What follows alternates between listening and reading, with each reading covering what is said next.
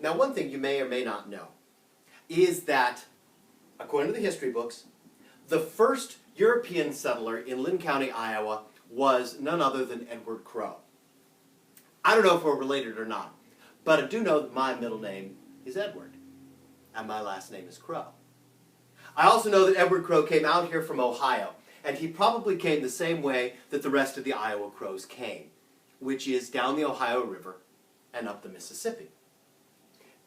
Now, I don't know if my ancestors knew this story or not, but I'd like to think they knew it. I discovered the story in an old 1950s elementary school textbook. Apparently, according to this story, when the first Europeans came over the Allegheny Mountains and down into the Ohio River Valley, they discovered something amazing. They discovered something that nobody else had ever seen before. They found a whole new breed of wild pig. Yeah, they were amazing pigs. I know, that just sounds kind of strange, pigs. But see, these pigs had feathers. Yeah. Gorgeous, beautiful feathers. Now, of course, they were flightless, like ostriches or penguins. You know, if you told a big lie to a farmer living along the Ohio River, they would say, oh, yeah, sure, I'll believe that when pigs fly. That's where the expression comes from. Now, the question for today is, have you ever seen one of these pigs? Well, no, of course you haven't. Because they're extinct now. There are no more left. And the reason for that is a steamboat. Yep, one of the great big paddle wheel steamers. In fact, specifically the steamship Galusha. Now, I've done some research, and I know there was a steamboat in the 1800s on the Ohio River called the Galusha. It was involved in several lawsuits. What I've heard about the Galusha is that it was the biggest, fastest, most powerful ship on any river. It was so big. The paddle wheel on the back was the size of 20 Ferris wheels put side by side. If you stood up on the top deck on a clear day and looked up, you could almost see the top of the smokestacks.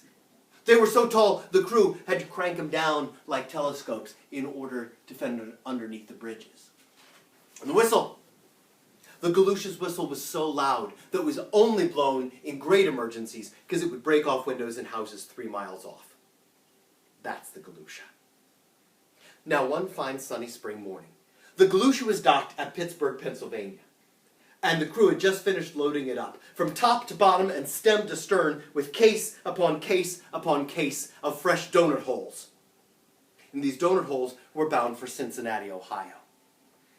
Now, people in Cincinnati were absolutely crazy about donuts, but they had not yet perfected hole-making technology. So they had to bring the holes from Pittsburgh and put them in the donuts when they got to Cincinnati.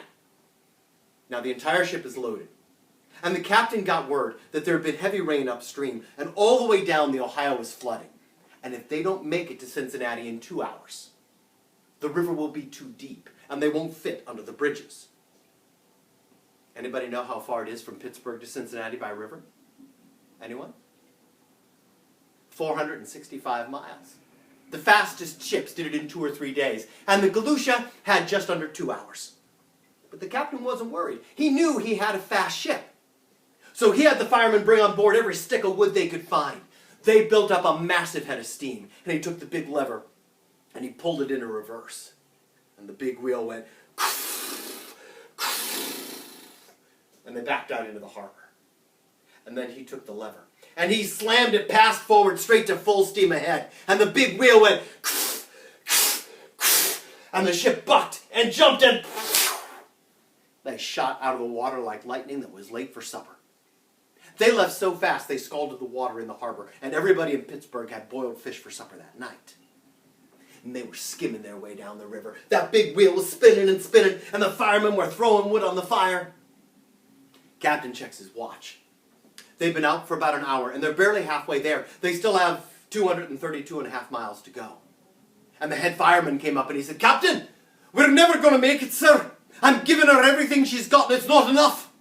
And the captain, he says, "Oh, no, you don't. We've got donut holes that we've got to get to Cincinnati. Now you go find me anything you can that'll burn.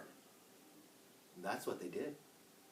They went up on the decks. They shooed everybody out of the deck chairs, and they took the chairs and they smashed them up, and they threw them down to the fire. They went into the restaurant on the ship, and they took up the tables, and they broke up the tables, and they threw them down to burn. They went into the staterooms on the boat, and they busted up the beds, and they stove in the dressers, and they threw them to the fire. And when they had all that done, they took the doors off their hinges, and they busted up the doors. And then they took apart the walls, and then the floors. And before they knew what they were doing, they had burned the top 2 decks of the ship, which made the ship even lighter, which meant it could go even faster.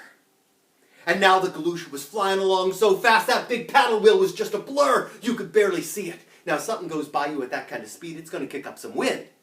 And when the Galusha blew past, it was like a cyclone or a hurricane. The trees were bending over backwards, and the shingles were blowing off of roofs. And the cows and the horses and the donkeys and the chickens and the ducks, why, they bent their heads forward to the wind like this, and it blew them nice and flat.